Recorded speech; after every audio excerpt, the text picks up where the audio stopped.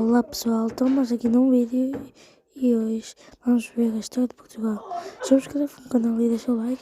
Isto é para alunos que andam como eu na escola, no quarto ano, assim, quem está a dar a história de Portugal. Então vamos lá ver. Espera aí, deixa-me só pôr aqui. Ok. Estão preparados e...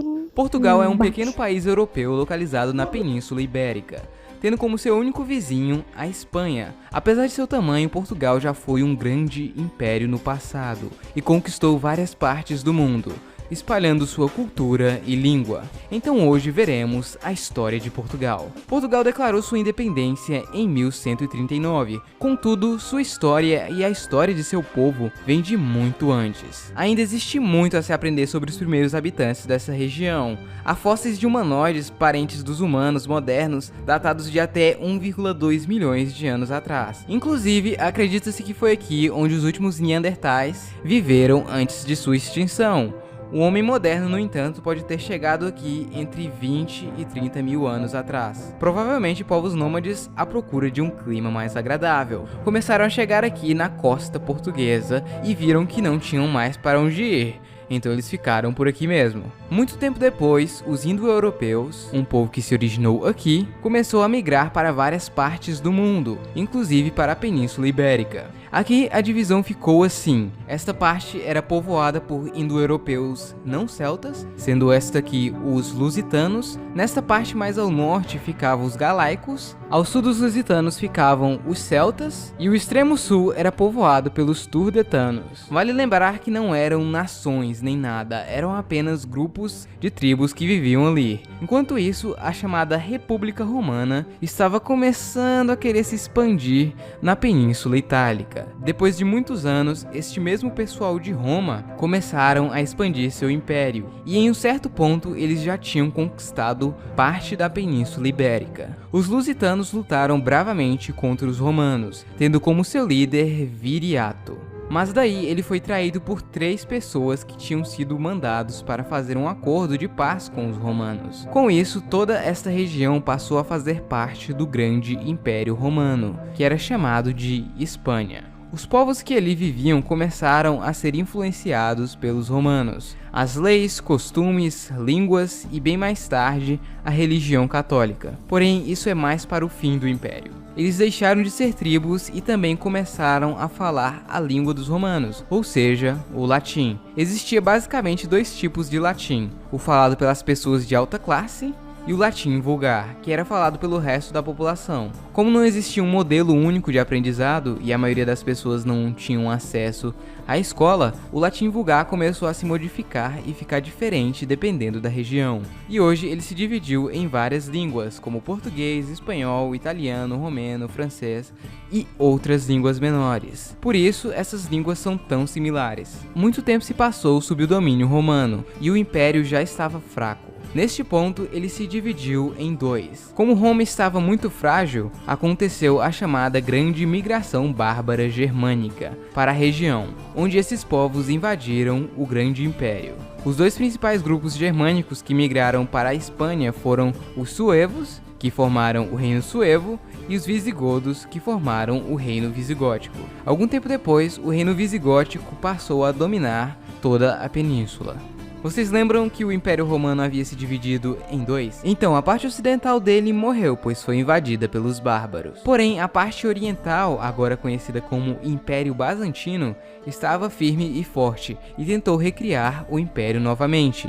E eles tentaram pegar mais uma vez a península. Porém, depois de alguns anos, eles foram expulsos.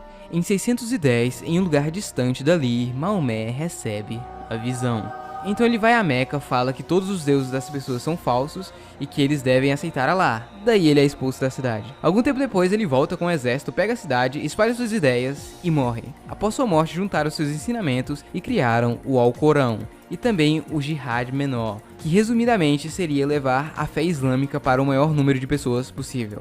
Sendo assim, eles rapidamente dominaram boa parte do Oriente Médio e norte da África. As coisas não estavam muito boas no Império Visigótico. Os líderes estavam lutando internamente por poder. Um deles, inclusive, teve uma ideia genial de pedir ajuda aos árabes. Bem, eles atenderam um pedido e aproveitaram e também dominaram o país. Os povos que dominaram a Península Ibérica eram conhecidos como mouros. Eles eram desta região aqui e tinham acabado de se converter ao Islã. A invasão foi rápida e, apesar de algumas batalhas com os visigodos, eles não puderam fazer muita coisa. Em menos de uma década, os muçulmanos dominaram boa parte da península, salvo uma parte no norte, o Reino das Astúrias, que permaneceu forte e cristão. A península dominada pelos mouros formou o Emirado de Cordova. Já que eles não estavam conseguindo invadir as Astúrias, eles decidiram ir ao nordeste da península e começaram a invadir o Reino Franco. No entanto, eles foram parados pelos mesmos na Batalha de Toul. Como os muçulmanos tinham conquistado a Península Ibérica, os reinos cristãos começaram a reconquistar seus territórios de volta. A reconquista começou em 722 com a Batalha de Covadonga e ao todo durou mais de 700 anos. Em 868, o Condado Portucalense nascia. Ele era muito importante e tinha bastante autonomia, porém era um vassalo do Reino de Leão. Ups, o califado se quebrou, agora a reconquista vai ficar mais fácil. Talvez nem tanto, mas ajudou um pouco. Em 1071, o condado portucalense é anexado ao reino da Galiza.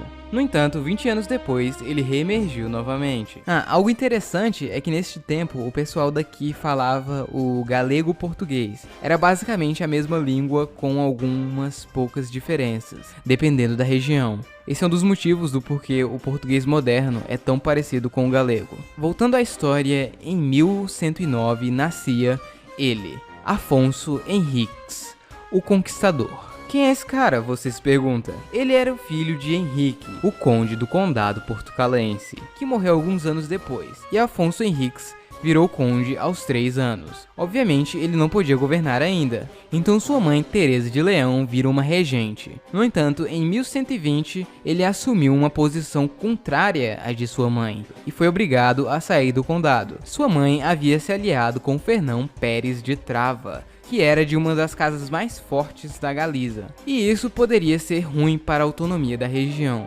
Então em 1128, Afonso volta junto com o exército, e luta contra sua mãe que está com o exército da Galiza na Batalha de São Mamede.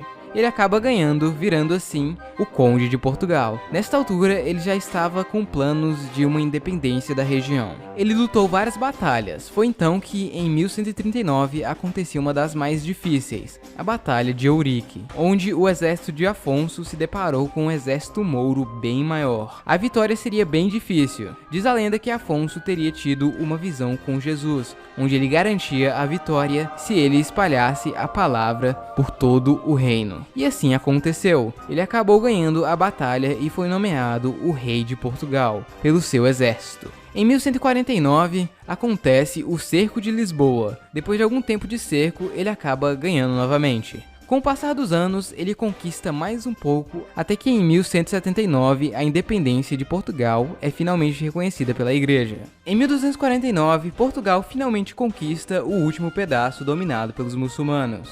No entanto, a reconquista ainda continuava para os outros reinos. Este último pedaço ficou conhecido como Algarve. Ele era meio que outro reino, porém sempre pertenceu a Portugal, e não tentava sair nem nada do tipo, era simplesmente um título. Em 1337 começa a Guerra dos 100 Anos, que duraria mais de 100 anos, obviamente.